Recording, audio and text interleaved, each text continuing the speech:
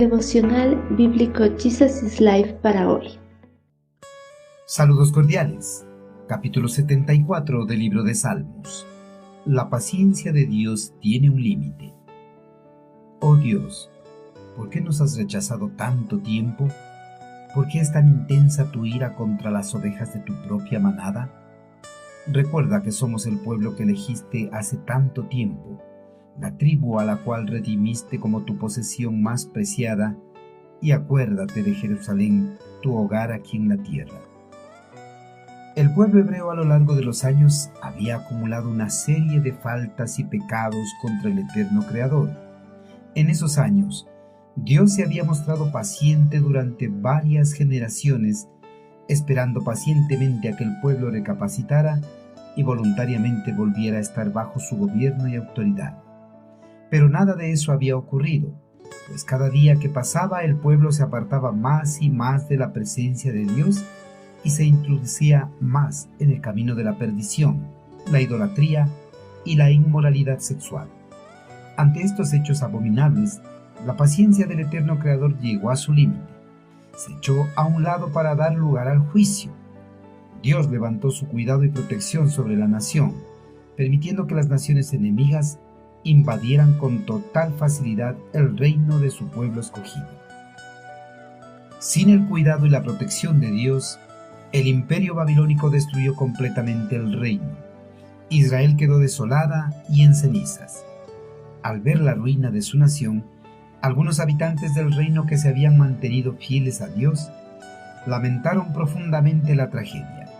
En sus corazones sintieron que el eterno Creador había abandonado su pueblo definitivamente. Con esta percepción, en oración, el salmista cuestionó a Dios y le pidió las razones por las cuales les había rechazado por tanto tiempo y demostrado su ira, si eran el pueblo al que había redimido mucho tiempo atrás. Dios había elegido a Israel para que sea su pueblo desde antes que llegase a conformarse como una gran nación. Los había cuidado y protegido de todo peligro y amenaza. Les había dado una identidad, un territorio donde fluía leche y miel. Pero Israel no aprovechó estas dádivas de Dios. Más bien constantemente se rebelaron y provocaron la ira de Dios sobre toda la nación. El salmista y un grupo reducido de israelitas se habían mantenido fieles al Señor, pero no pudieron detener la ira de Dios sobre el reino. Ya que gran parte del reino estaba corrompido, no había remedio a su corrupción más que la destrucción. Algunos seguidores de Cristo, al igual que el salmista, cuando atraviesan dificultades, cuestionan a Dios y le piden razones por las cuales están atravesando por esa situación, y tratan de argumentar para demostrar que no son merecedores de esas aflicciones. Argumentan que asisten fielmente a la iglesia, que dan diezmos y ofrendas sin falla y que le sirven en algunos ministerios. Si las aflicciones del creyente son debido a un pecado no confesado, no sirve de nada toda obra que pueda hacer.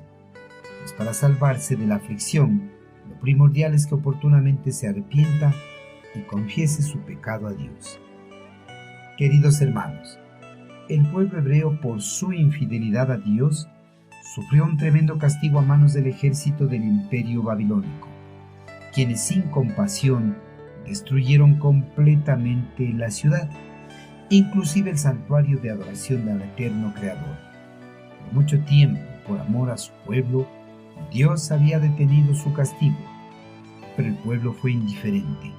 No quiso apartarse de la maldad y el pecado, más bien se permitieron mucho más y sufrieron el castigo merecido. Hermanos, si en algún momento caemos en las redes del pecado, no seamos necios como el pueblo hebreo. Busquemos pronto el perdón de Dios. Si mostramos un arrepentimiento sincero, su misericordia puede venir veloz y su ira contra nosotros puede apartarse de la misma manera. Pero si persistimos en seguir pecando, no nos sorprendamos si la paciencia de nuestro Señor se acaba y su ira sea sobre nosotros.